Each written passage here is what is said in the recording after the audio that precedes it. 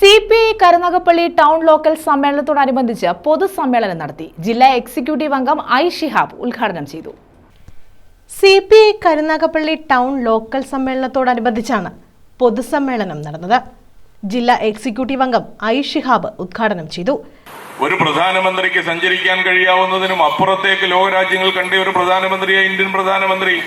ആ ഇന്ത്യൻ പ്രധാനമന്ത്രിക്ക് ഈ രാജ്യങ്ങളെല്ലാം സന്ദർശിക്കുമ്പോൾ ഒറ്റ കാര്യമേ ഉള്ളൂ: അദാനിയുടെയും അംബാനിയുടെയും വ്യവസായത്തിന് അനുകൂലമായ നിലപാടുകൾ സ്വീകരിച്ചു കൊടുക്കുക എന്ന് പറയുന്ന ഒരു സമീപനം മാത്രമാണ് ഈ പ്രധാനമന്ത്രിക്കുള്ളത് എന്നുള്ളതാണ് രാജ്യം നേരിടുന്ന ഏറ്റവും വലിയ സങ്കടം. ആ സങ്കടത്തിൽ കൂടി നമ്മൾ കടന്നു പോവുകയാണ്. ആ സങ്കടം ഉണ്ടാക്കാൻ കാരണക്കാരായിട്ടുള്ളത് നമുക്കെല്ലാവർക്കും അറിയാം, കോൺഗ്രസ്സാണ്. കോൺഗ്രസ് അല്ലാതെ ആരുമല്ല ഇന്ത്യയിൽ ഇത്തരത്തിലുള്ള ഒരു ഗതികേട് ഉണ്ടാക്കിയെടുക്കാൻ അവസരമുണ്ടാക്കിയത്.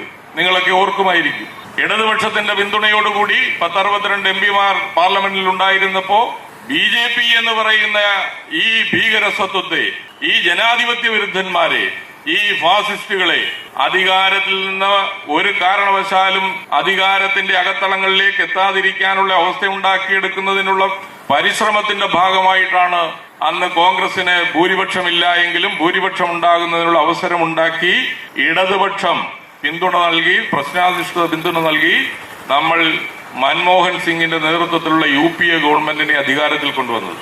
സംഘാടക സമിതി ചെയർമാൻ B ശ്രീകുമാർ അധ്യക്ഷത വഹിച്ചു. കൺവീനർ അഡ്വക്കേറ്റ് B മനു സ്വാഗതം പറഞ്ഞു.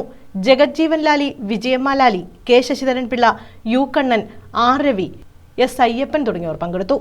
News bureau, Karunagappally.